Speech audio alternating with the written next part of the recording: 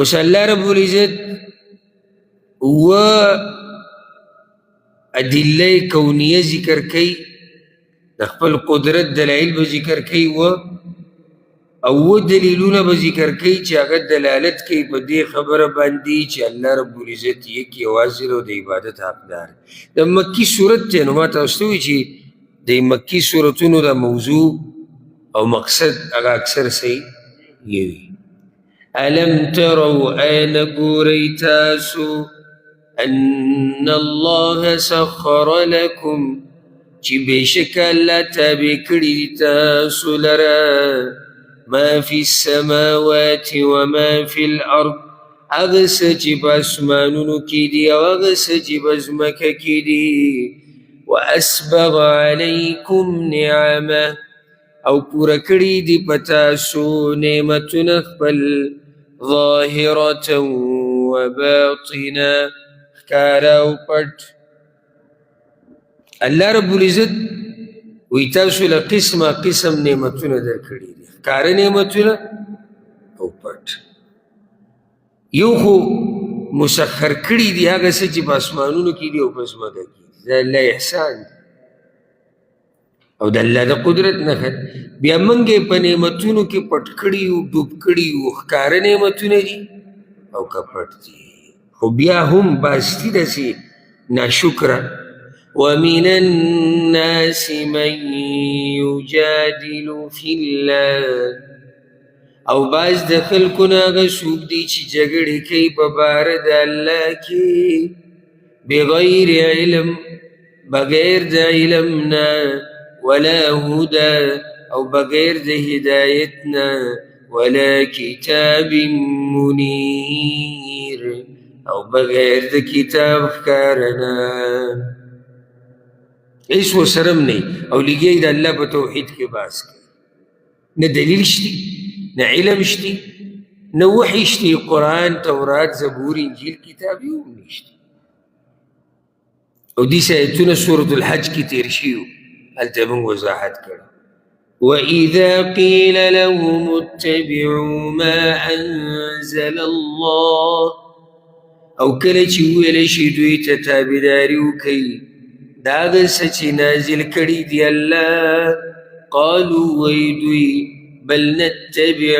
بلکې تابعداري کوو موږ ما وجدنا علیه آباءنا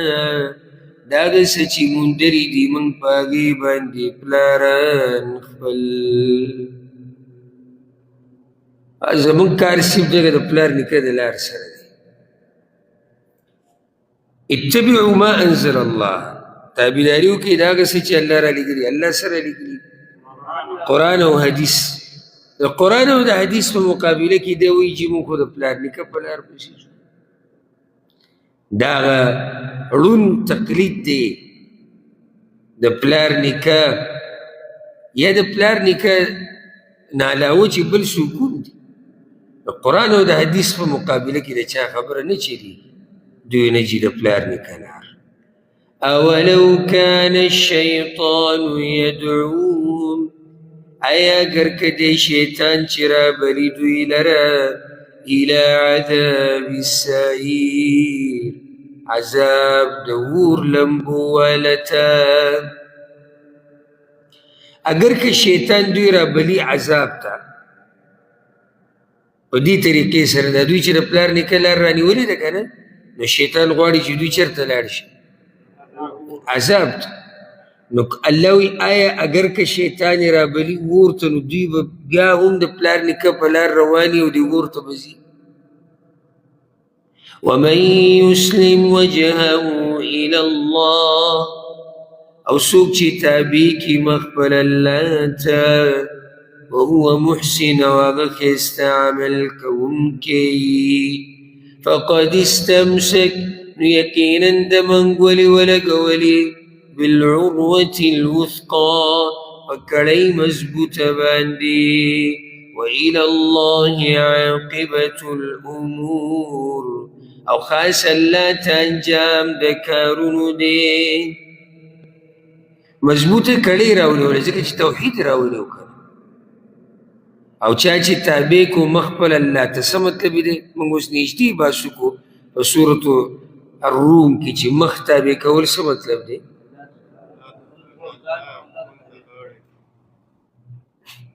خطه کړی ماشاءالله موږ وایي چې اخلاص پکې اوس ته رایت شو که نه اوس هم نه رایت مازدیګر زه به تپوس کوم بیا به انشاءالله نوي عجایبات وینو مخ خپل تابع کول الله ته څه مطلب دی اخلاص کول او بیا موږ دا خبره هم ذکر کړې چې مخې ولې ذکر کړو صحت هم دي هغه بوزي په هغه درسونو کې اوس ماشاءالله بیا تکړه یې چې دومره تیار دی چې اوس هم باسو نو دې سړي مضبوطه کړۍ راونیوه ولې ځکه چې د توحید کړۍ راونیوه او خاص الله ته انجام د کارونو دی هغه ته پته ده چې څوک مخلص دی څوک په نیغه دی څوک په کږه دی ومن کفر او چا چې کفر وکړو فلا يحزنك كفره نو غمجن دی نه کي تا لره کفر داغه الینا مرجعهم خاص من ته راګرځېدل د دوی دي فننبئهم نو خبر به ورکو دوی ته بما عملوا باغ څه چې دوی کړي دي ان الله علیم بذات الصدور یقینا الله پوهه دی باغ خبرو چې په سینو کې دي نمتعهم قلیلا مزې ورکو دوی ته لږ وخت ثم نضطرهم بیا به په زوره بوزو دوی لره یا بیا به دیکه کو دوی لره الى عذاب غلیظ عذاب سخت دنیا کې چې دوی دي دا د لږ وخت مزید امتحان دی الله وی دا مشرکان په خپلو خبرو کې او په عقیده کې ګډوډ دي وایي یو څه کوي بل څه ولئن سألتهم او کچرې تپوس کې ته د دوی نه من خلق السماوات والارض چا پیدا کړي دي اسمانونه او ځمکه لیقولن الله خامخا وی به دوی الله اوس دا خبره وایي ځمکه او اسمانونه چا پیدا کړي دي الله نو چې الله پیدا کړي دي نو بیا خالص د هغه بندګي ولې نه قل الحمد لله ته ووایه صفتونه د کمال خاص الله لره دي الحمدلله بس پرون دا خبره ذکر کړي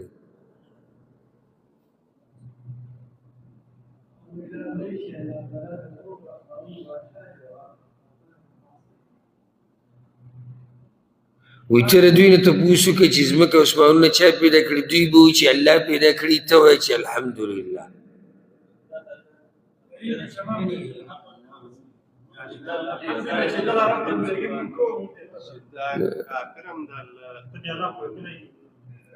نه خو ټول ملګري ده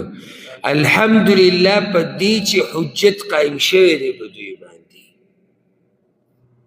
یعنې چې دوی ناخبره دي ښه پوه دي په دې هر څه باندې او الحمدلله د کمال صفات ټول هغه الله لره دي چې د هغه نه منونکی او هغه کافر او هغه مشرک هم مجبوره دی چې د الله عظمت بیان بل اکثرهم لا یعلمون بلکې ډېر د دوی نه پوهېږي خو نه پوهېږي که چې په خوله سړی وایي چې دا هر څه الله پیدا کړي دي او خالص بندګي بیا هم د هغه نه کوي لله ما فی السماوات والارض خاص د الله په اختیار کې دي هغه څه چې په اسمانونو او ځمکه کې دي ان الله هو الغني الحمید یقینا الله بې حاجت استایلی شوی دی الله اکبر اوس د الله شان د خبرو بیانېږي خو څه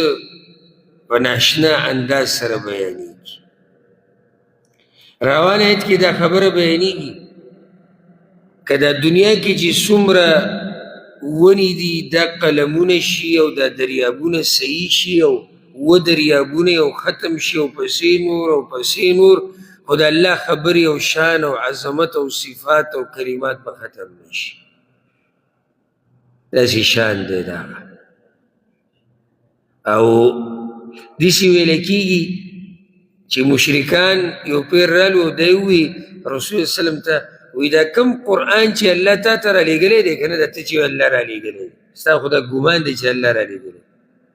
نږدې ده چې دا خبرې ختمې شي، د کومې پورې به دا وحي تا ته راځي. الله دا آیت راولي خو زما خبرې نه ختمېږي، داسې رقمقلانو خبرې کوي. ها یهودو چې کله د آیت واورېدو وما اوتیتم من العلم الا قلیلا، چې علم نه دی درکړی شوی مګر لږ، نو هغوی ووایي ګوره وایي موږ ته خو تورات راغلی دی او په تورات کې هر څه دي، هر څه په تورات کې دي، او ته وایې چې الله وایي چې تاسو ته چې دا کوم علم درکړی شوی دا لږ دی، نو تورات کې خو هر څه. نو رسول صلی الله علیه وسلم ورته وایي ګوره دغه تورات کې چې څه وو د الله د علم په مقابله کې هغه هم لږ، انها فی علم الله قلیل. نو الله رب العزت دا آیت راولیږو، او دا د الله رب العزت د قدرت او د هغه د عظمت څلورم دلیل دلته بیانېږي چې علم د الله نه ختمېدونکی، انتهایی نشتی. ولو ان ما فی الارض، او کچرته هغه څه چې په ځمکه کې دي، من شجره د ونونه، اقلام قلمونه شي، والبحر او دریاب، یمده مرستو کې د هغه سره، من بعد ورستو ددنا، سبعة أبحر ودريابنا، ما نفدت كلمات الله، ختم بنشي خبرد الله، إن الله عزيز حكيم، يقينا الله زور ورده حكمة والده. شپږم پنځم دلیل چې الله به دا مخلوق بیا راپاڅوي. ابی ابن خلف او د قریشو څه کسان راغلي رسول صلی الله علیه وسلم ته وی ان الله خلقنا اطوارا، الله خو موږ داسې پیدا کړي وو چې په څو مرحلو یې تېر کړي وو، نطفه وه، بیا د وینې چم، بیا د غوښې چم، بیا هډوکي، څرمن، او ته وایې چې الله به موږ داسې په یو ځای راپاڅوي ټول، نه ته څه وایې، په یو شپېلۍ سره به خلک ټول راپاڅي، هغه انسان چې هغه داسې پیدا شوی، او دا دومره خلک به څنګه راپاڅي ځه. الله وی ما خلقکم ولا بعثکم، نه دی پیدایش ستاسو او نه دوباره ژوندي کول ستاسو، الا کنفس واحده، مگر په شان د نفس یو دی. ان الله سمیع بصیر، یقینا الله اوریدونکی دی، لیدونکی دی. الله وایي ستاسو ټولو پیدا کول او بیا راپاڅول ماته داسې لکه یو نفس چې راپاڅول، ځکه چې الله خو کون به ورته ووایي چې شی وشي به ټول به شي. نو دوی د الله د طاقت نه نو خبر، ځکه یې دا بې ځایه او پالتو اعتراض کوي.